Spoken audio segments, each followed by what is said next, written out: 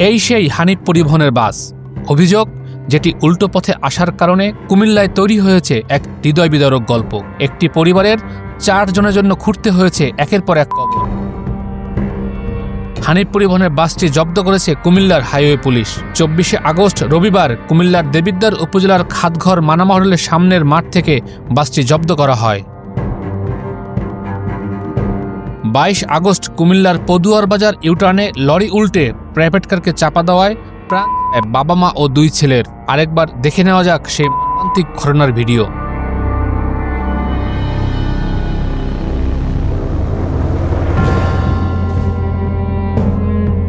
ভিডিওতে দেখা যাচ্ছে ইউটার্নে হানিফ পরিবহনের বাসটি উল্টো পথে ঢুকে পড়েছে আর গতি ছুটিয়ে আসছে মাল বোঝাই লরি। ইউটার্নে এসে সেটি নিয়ন্ত্রণ হারায় আর জন্ম নেয় এক বেদনাবিদুর গল্পের।